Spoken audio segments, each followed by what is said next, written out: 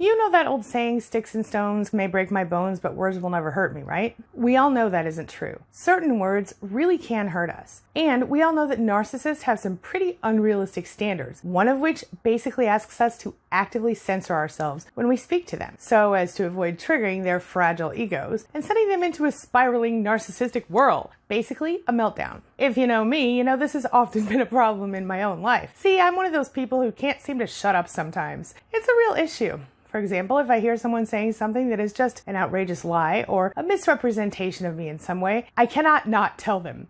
I have to say the truth. For years, it was almost like I couldn't help it. And even if I tried to stay silent or just go along with that lie, well, the words would almost involuntarily spill out of me. Now that I'm an adult, and since I've done the work of healing from my toxic relationships, I've gotten better in at least one way. I don't bother to argue with anyone who won't hear me. I have learned that it's a waste of breath. I'll tell someone the truth one time, and if I can see that they're intentionally not receiving the message, I'll stop trying to make them understand. But as you might imagine, when I was a kid, I got in a lot of trouble for the words I used. Not because I cursed or said things that were extra mean, but because I couldn't shut up and go along with the various lies that were thrown at me. For example, if I did a chore wrong, my parent might ask me to agree that I was lazy and worthless. And if I refused to agree, which I inevitably did for some ridiculous reason, this would lead to a really bad day. My little brother would even pull me aside and say, "What is wrong with you? Why didn't you just say whatever they wanted you to say so that you would stay out of trouble?" "That's what I do," he said.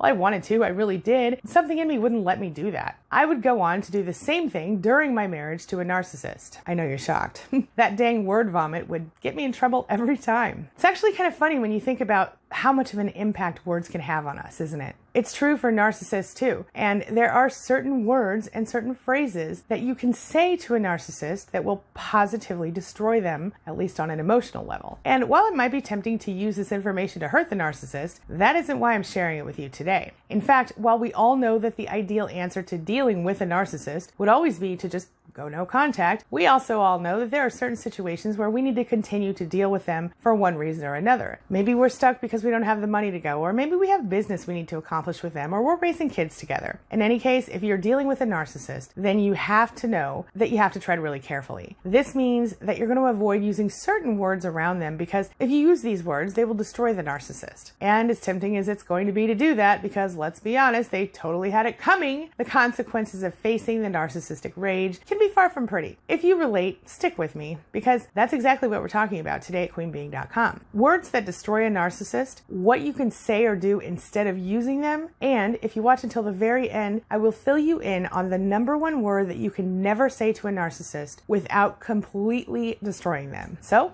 let's get started.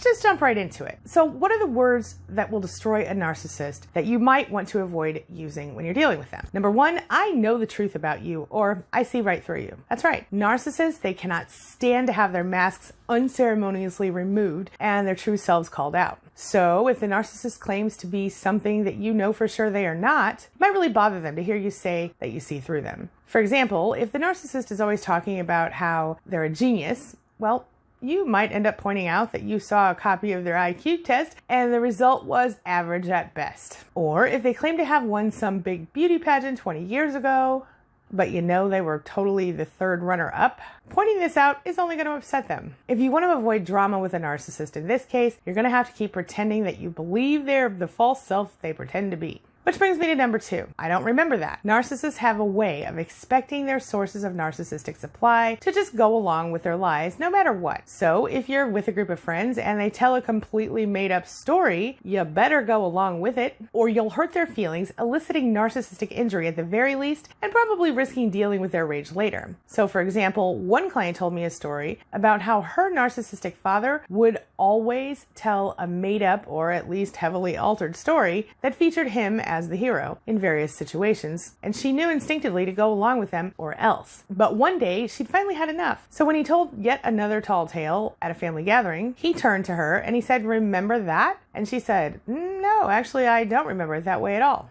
She said he gave her the "you're dead to me" look in that moment, and of course when they got home, all HE double hockey sticks broke loose and she got in big trouble. To avoid the drama here, you're going to have to pretend that you do remember whatever story it is that they're telling, even if it makes you look bad. Totally not worth it in my opinion. That brings me to number three. I'm busy and I don't have time for you right now.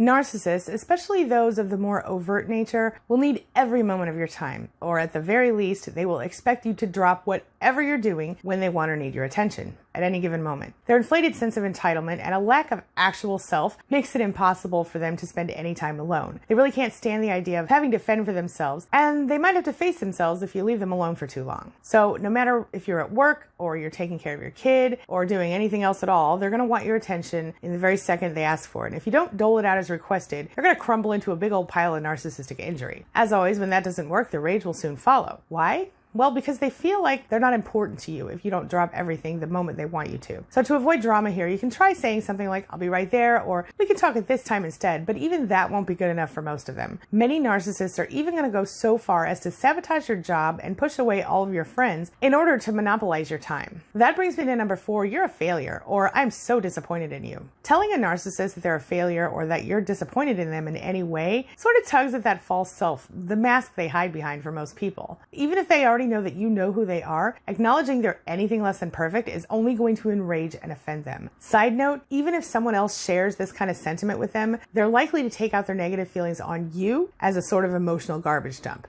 For example, if their boss at work gives them a bad review or points out a mistake, they might come home and ruin your night as a result of it. To avoid drama in this case, you would need to take their side in every situation and agree that it isn't their fault somehow. Which brings me to number 5, it's your fault. You probably already know that narcissists refuse to take responsibility for their behavior, at least when it comes to anything that makes them feel like they look bad. They will blame everyone but themselves for all of their failures and screw-ups. On top of that, they're going to expect you to go along with their delusion. So, using the example from number 4, if you don't agree that the boss is at fault for the bad review or mistake they pointed out, the narcissist will have another reason to go after you.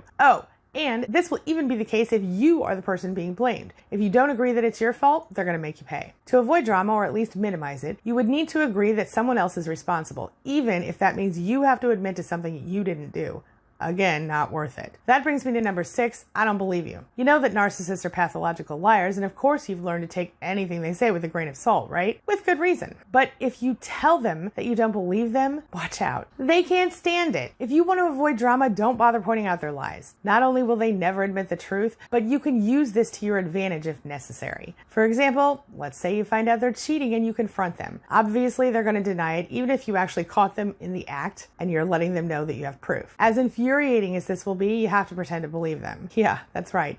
Go ahead and let them lie. They will assume you believe them. And since they also have a tendency to underestimate you, they're going to get a little sloppy when they think they've got you snowed. So this is going to allow you to do what you need to do to deal with the situation, which in this case I hope means you're going to be getting your ducks in a row so that you can leave them for cheating on you without having to deal with the drama. Which brings me to number 7. Goodbye. This is the ultimate way to destroy a narcissist. See, they need narcissistic supply to function like a vampire needs blood and darkness to live. If you're one of their sources of narcissistic supply, they cannot stand the idea of not having you around to dump their emotional garbage on, not to mention giving them the attention, praise, and admiration that they so desperately need. If you say goodbye and you leave and then you go no contact and stick with it, they will at least temporarily be destroyed. Of course, they'll also use narcissistic injury here as a way to gain attention from other people and often to find a new source of supply. They play the poor me game, they engage in various smear campaigns about you with anyone who will listen. But if you hold out and you use the Grey Rock method, as in don't react emotionally, or you just remain fully no contact and don't react at all, they'll eventually move on and stop torturing you. As difficult as this can feel, it is ultimately the best outcome of a relationship with a toxic narcissist. But the bottom line is, remember that in the end, while you can certainly destroy a narcissist using words such as the ones I shared today, the very best revenge you could get on any narcissist truly is to simply live your life well without them.